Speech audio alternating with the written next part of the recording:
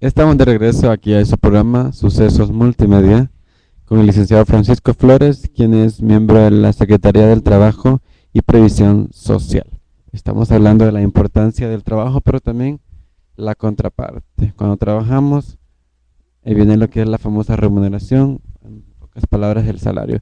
Estábamos hablando de bajarle ese famoso cero. Continuemos hablando al respecto.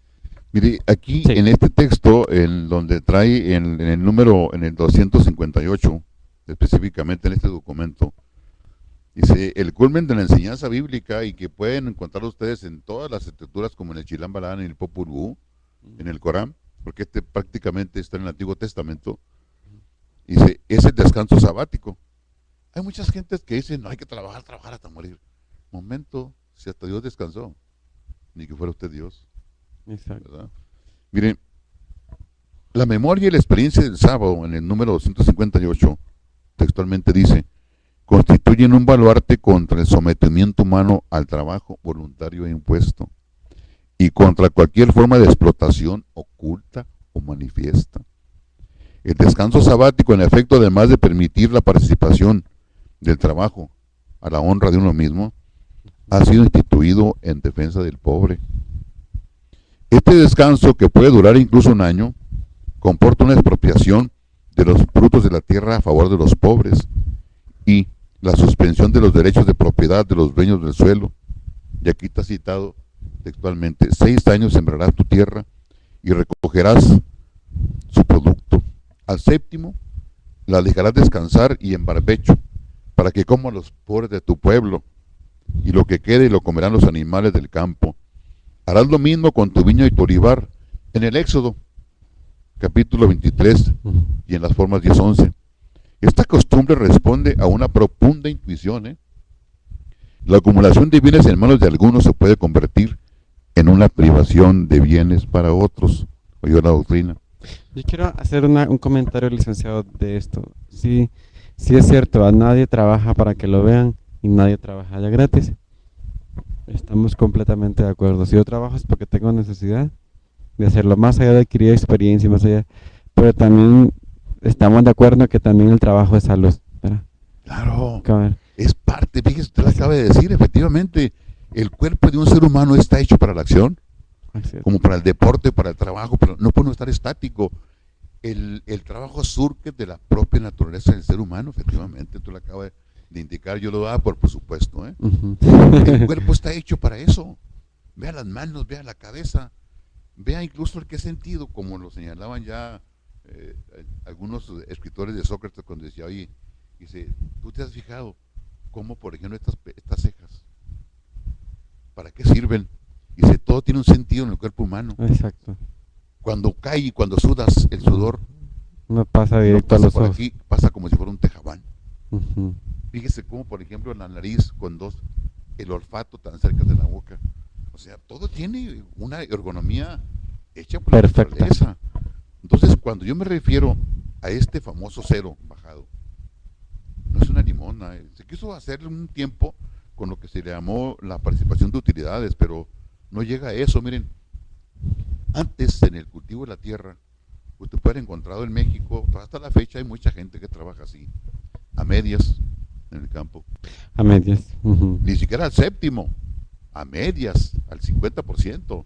50% al capital y 50% al trabajo. No, hombre, ahorita se hace eso. Absolutamente no. Los grandes capitales se llevan prácticamente todos los ceros y contra el sueldo de 3,000 pesos, por ejemplo, de una persona que hace de portero o que vigila una oficina, cuando su sueldo real debido al sabático serían 28,000 pesos. ¿Ve la diferencia? En ese momento, la persona que recibe el sueldo que le permite del derecho al séptimo o al mediero o al tercio, esa persona recibiría un sueldo durante el año en ese sentido. Fíjese qué pasaría en este momento. Dice, no, luego salen con inflación, señor. Sueldo real. Imagínese usted una persona que diga, oye hija, fíjate que ya me quedé sin escuela, pero ya tenemos para pagar aquella escuela que te gustaría estar en ella. Ya podíamos irnos a Cancún, ya podíamos tener un carro modesto, ya podíamos comprar, ya podemos ir a pasearnos. inmediatamente el dinero circularía. ¿Me explico? No estaría estancado en Suiza, ni en las Islas Bahamas. Ahí para qué lo quiere la gente, que esté en la raíz, en movimiento. El dinero se hizo redondo, fíjese, para que ruede. Una, yo quiero hacer una reflexión importante y no salirme del tema. Y estamos hablando del salario de que debe haber un salario equitativo para todas las clases sociales de acuerdo a la preparación académica que usted tenga, ¿verdad? No es posible que una secretaria gane igual de lo que gane un licenciado o un ingeniero. Pero si analizamos lo que recién pasó, licenciado, hace promedio 3 días, el sábado, ¿verdad? O sea, no hay dinero para pagarle a los braceros y a esta gente jubilada, toda esa gente que se manifiesta en el Palacio de Gobierno, pero ¿cuántos millones se fueron en esta actividad del sábado? O sea, ¿cuántos millones que pudieron haber sido utilizados para cubrir las necesidades de la gente de allá, de la Sierra Tarahumara? ¿Cuántos millones se usaron cuando pudo haber sido utilizado para las muchas necesidades que hay aquí como ciudad, en las colonias marginales? Mucho dinero que pudo usarse para que nosotros como sociedad estuviésemos mejor, ¿verdad? Entonces, hay mucha gente ahí en el gobierno que gana muy bien, casi sin hacer nada, ¿sí? Y hay muchos de las empresas que mucho hacen de trabajo y ganan bien poco, ¿sí? Entonces, eso es lo que traigo a la relación, la desigualdad en cuanto al salario. Todos sabemos por qué pasa, por eso, por el mal uso de nuestros recursos financieros. Mire, usted acaba de dar en el meollo el asunto. El ser humano. De este análisis fue hecho ya hace, en las estructuras más antiguas, como 6.000 años antes. El ser humano. Se lo voy a tratar de describir de una manera. No es un tema tan fácil de digerir, ¿eh? Okay. Pero ya que su pregunta va al fondo, yo quiero ir al fondo ya que tengo tiempo para esto. Mire, si usted dice, bueno, ¿en dónde radica ese lugar del ser humano que le permita tender a lo bueno? ¿Dónde está en ese lugar el ser humano en el que tenga la capacidad de juzgar correctamente y que le dé a cada quien lo que le corresponda? ¿Sí? Y si alguien diría, no, pues es una teoría ya de los dioses. No, no, no.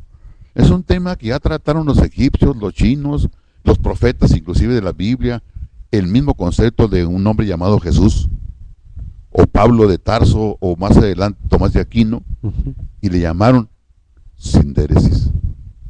Sindéresis, que Tomás de Aquino en el siglo XIV le llamó esa sindéresis, es esa actitud, fíjese, óigale bien, innata. Innata quiere decir que ahí está. Y Tomás de Aquino dijo, está en el cerebro. Y luego otro dijo, está en el corazón.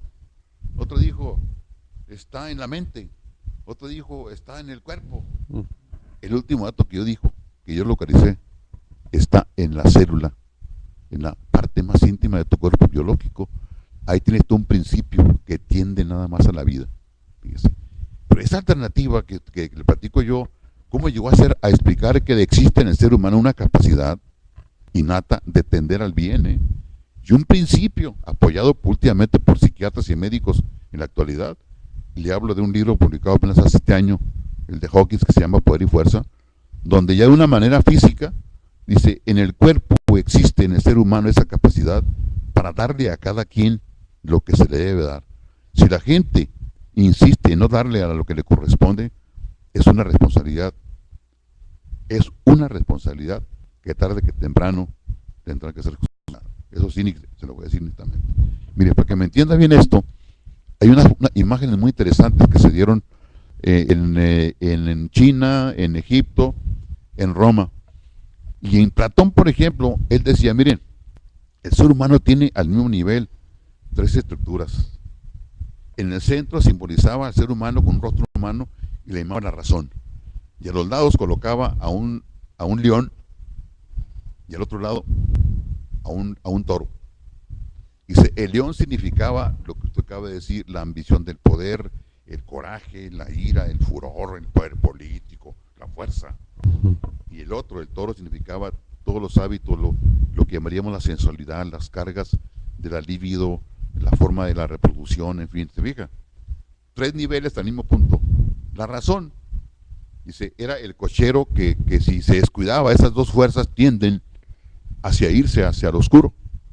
Que el también hombre los tiene.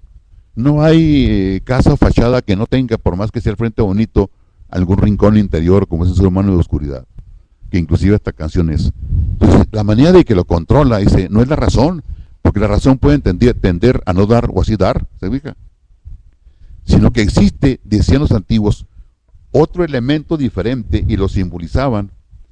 Ezequiel lo simbolizaba en ese nivel con un águila que aquí estaba pegado en la cabeza. Le decía, hey, los cristianos le llamaron la conciencia, le llamaban la sindéresis, que estaba, no es Dios, no. Es un elemento que está en el ser humano, que hoy sabemos que está en la célula, que es la única que dice, esto no sirve, esto sí sirve, esto es falso y esto es verdadero. Esto ya definitivamente está listo para que la gente lo sepa. Así es. Vamos a hacernos un corte, pero vamos a seguir hablando, licenciado, en el último bloque de su entrevista. Muchas gracias. Vamos a hacer un corte, vamos a regresar en breves momentos.